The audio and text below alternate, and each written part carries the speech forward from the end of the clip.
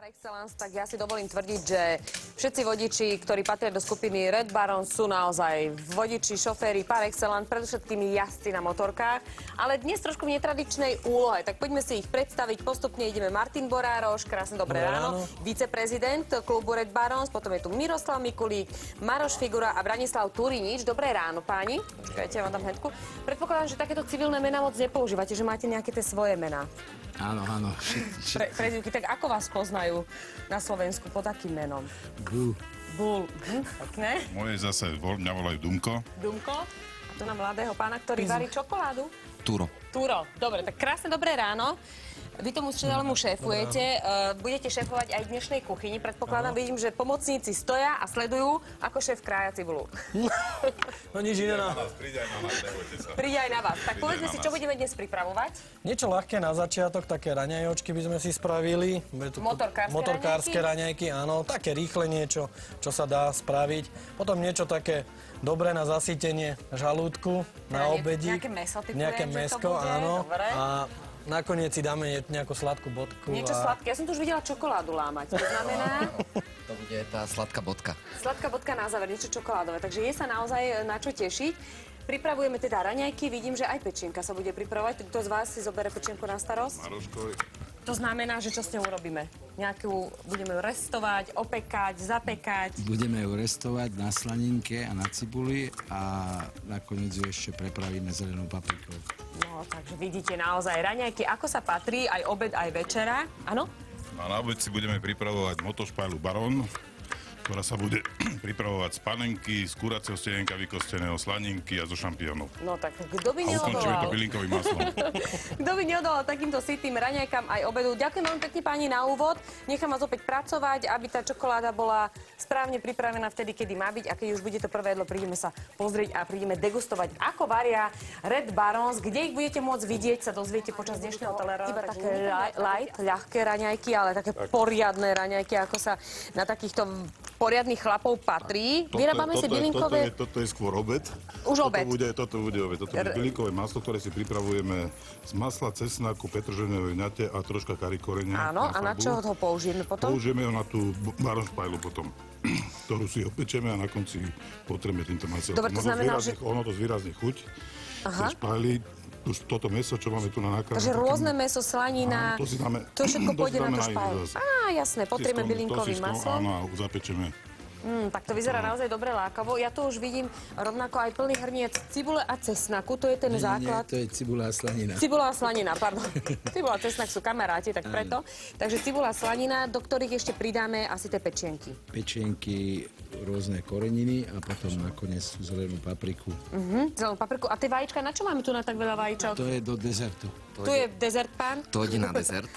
Takže čokoládu si rozpustíme s maslom a s cukrom na vodnej báze, aby nám čokoláda neprihorela. A potom do toho miešame vajíčka. Pridáme tam vajíčka, kým to trošku vychladne, aby sa mi nezrazili. Potom tam pridáme ešte hladkú múku, nech to zúsne a potom to dáme do truby piesť. Tak vidíte, samé zaujímavé, dobré raňajky. Obed pre vás pripravujeme, no a v celorannej úlohe takisto máme pre vás zaujímavé ceny. Stačí, ak sa zapojíte ešte rýchle. Aká je otázka, Michal? Tak otázka je, že aký je váš recept?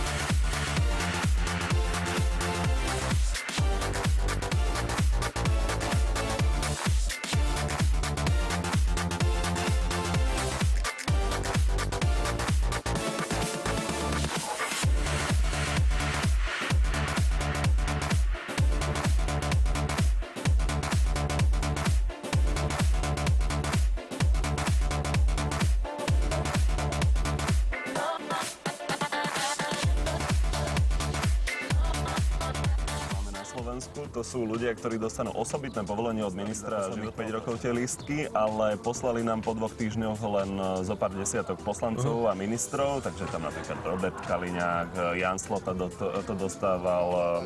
Telefóny padajú, nevadí, lebo raňajky sú skvelé, ktoré pripravujú vlastne, dá sa povedať, kolegovia pre svojich Red Barons, ktorí budú mať aj jedno svoje stretnutie. Martin, ty nám o tom stretnutí asi povieš viac, tak môžeš odovzdať raňajky tu na niektorému hladošovi. To je hladný. Všetci. Povedzme si, čo som veľmi rada, naozaj, že aj vy fandíte Slovensku, ako je vidieť krásne vyzdobené motorky. A dá sa povedať, že v piatok, keď vlastne celé to začne, keď bude aj ten dôležitý zápas. Tak teraz ako to spojíte spolu? Akcia, Red Barons, hokej. Tak máme pripravené nejaké tam premietanie, máme tam stánky, ktoré majú vlastné plátna, televízory, kde sa to bude na veľkoplošných obrazovkách premietať, čiže bude sa fandiť vo veľkom a dúfajme, že našim sa to podarí. To znamená, že milovníci motoriek neprídu o hokej, keď prídu na to stretnutie, ktoré bude kde? Ešte si povedzme. Bude to v Senci, na jazerách, na severnej strane. Bude to od piatka, od 6. mája do 8. mája. Ako každý rok, začína to v piatkom. Máme kapely, piatok máme taký country.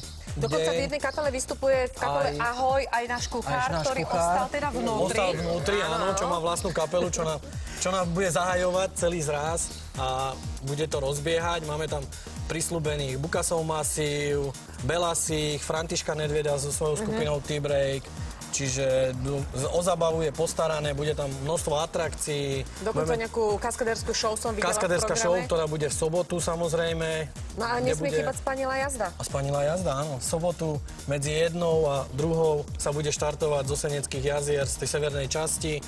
To je 7. mája a pôjdeme takú okružnú jazdu okolo Senca, Pezinku a Modry. Takže bude vás určite aj vidieť, aj počuť? Aj vidieť, aj počuť nás bude a v hojnom počte a myslím si, že počasie nám vyjde, čiže bude nás veľa. To vybavíme u doktora Ilka, to by nemal byť problém. Doktor Ilka nám slúbil, že bude pekné počasie, tak verím tomu, že bude... Ako? A slúbil, že bude pekné počasie, doktor Ilko. Povedal, že to vyjde, ako to má byť. Ako sa správny motorkár pripravuje na takýto zraz? Napríklad okrem toho, že vytiahne motorku po zime. Dobre sa vyspí. Veľa peňazí a teší sa na všetkých kamarátov a stále sa usmieva. No ja koľko neviem, sa vás tam zvykne vždy zísť ako partia? To znamená, že aj z iných miest, dá sa povedať, odozdám kolegovi slovo. Celé to je robené v duchu motorkári pre motorkárov a celé sa to koná, teda, že, jak povedal Maťo, 8. rok v Senci a je to robené, poriadané teda našim klubom pre všetkých motorkárov s medzinárodnou účasťou, kde zhruba spravidla tých 2000 motoriek príde a zvyšných návštevík. Čiže 3,5 tisíc ľudí sme mali maximum, no. No tak to je dosť. A medzi týmito pánmi sa objavila dokonca aj jedna dáma, ktorá fandí hokeju. A ako sa chlapi starajú, keď majú také vzácne, dá sa povedať, žijenia medzi sebou, výnimočné? Starajú sa, jasné, pri výjazdoch vždycky som pod kontrolou. Vy máte svoju vlastnú motorku? Idete sama, ktorá je vaša? Športová, tá biela. Tá biela. Jasné. Wow, takže žena na takejto motorke medzi toľkými chlapmi na motorkách, to musí byť zážitok samo o sebe. A ešte aj najrýchlejšie. Ešte aj najrýchlejšie, no tak chlapi, ako toto je?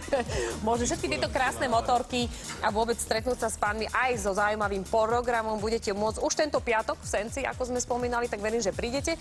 My ešte budeme pokračovať, možno sa aj povozím. V tomto sa asi teda nepovozím na motorke, ale určite môžem skúsiť. Tak možno v závere. Ale teraz sa vrátime späť do štúdia. A v štúdiu vítam Kristínku. Tu pred Markízou je naozaj čulý ruch, nás je tu naozaj obrovské množstvo a všetci sa tešíme, že vyšlo slniečko. No a pokojne si môžete aj vy dnes výjsť napríklad na motorky, napríklad aj v takejto helme, pretože dnes je pred nami pekný, prevažne slnečný deň. Ak sa vyskytnú prehánky, tak to iba ojedinele od 800 metrov to môžu byť prehánky snehové. Denná teplota ale bude pomerne nízka, vystúpi od 7 do 15 stupňov, takže na motorky alebo aj bez motoriek, ak idete von, tak sa naozaj poriadne oblečte. Okrem toho pocit chladu z nás zásobí miestami aj čerstvý až prudký nárazový vietor. Na horách v nadmorskej výške 1500 metrov bude takisto slnečno, ale chladno iba -1 stupeň. Výhodne strojka, mierna záťažná, aktuálne takisto chladno. Na Sliači 6 stupňov, v Bratislave a v Košiciach 4, v Žiline okolo +1 stupňa. Tak tento náš motorkársky fanklub je naozaj veľmi silný. Mirko, len pre teba a pre našich chlapcov. Predsedíme, pridáme 3/4 kilogramu až 1 kilogram cukru, varíme potom asi hodinu a pridáme šťavu z 1 citróna a 1 pomaranča pre chuť. Nalejeme do fliaš, to je všetko. A máme svoj domáci med, ktorý bude zdravý celoročne, pokiaľ ho nezjete behom týždňa. Zorka, veľmi pekne ďakujeme. Verím, že ste opäť potešila mnohých priaznicov lunárneho kalendára. A ja teraz odovzdám rád vařečky zlaté našim kuchárom. A toto nie je obyčajná vareška, pozrite sa, je to za guláš 2009 a pritnem ju tam, kam teda právom patrí, majstrovi kuchárovi. Tak to znamená, že najlepší guláš na svete? Tak nebol najlepší, bolo to tretie miesto, ale aj to je pekné miesto. Pán Kup, ešte raz. Najlepší guláš na svete, áno, najlepší. No, tak najlepší nie. Boli lepšie guláši, ale tretie miesto zo 17 mužstiev je dobre. Si myslím, takže. Aj dnes ráno ste nám navarili nejakú dobrodku, špecialitu. Čo to bolo? Ktoré sme... Je toho viac asi, tak poďme postupne. Pred jedlo sme tu mali tie kuracie pečenky. Mali, správne sme podotkli, áno. Na paprike, ktoré sa veľmi rýchlo zjedli.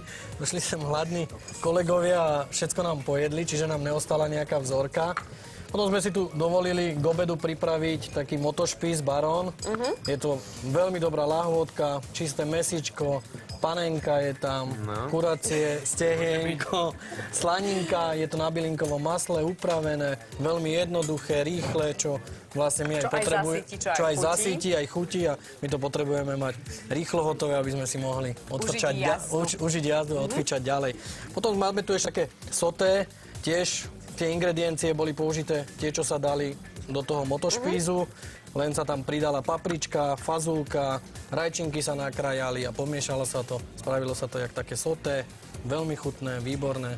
Budete mať možnosť ochutnať. Nechám chlapcov, ktorí sú hladní, sa nahrnuli do kuchyne, aby tuto by som vyzdvihol ešte toto je nádherné. Cukrárika. Úžasné. Čo nám spravil neskutočný dezert. Čokoládový fondant, vnútri je tekutý. Môžete ho kľudne prekrojiť. Vyskúšam, že či vytečí čokoláda, áno? Môžem tento? Tento krásne naranžovaný so slovenskou vlajkou, ale mohlo by to byť ono. Á, je tu, pozrite. Čokoláda vnútri. Dobre, takže toto je moje, dobre? Môžeme? Ďakujem. Samozrejme. No a to, že nie ste iba ako obyčajní kuchári, o tom svedčí aj tento diplom, ktorý ste získali. Takže Red Barons sú nielen skvelá partia a skvelí motorkári, ale aj skvelí kuchári.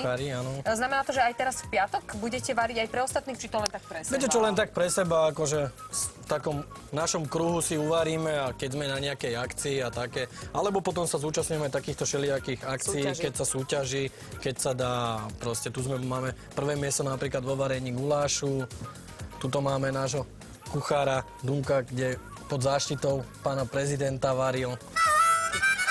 Aj muzikanta veľkého. Kapela, vlastne... On je aj...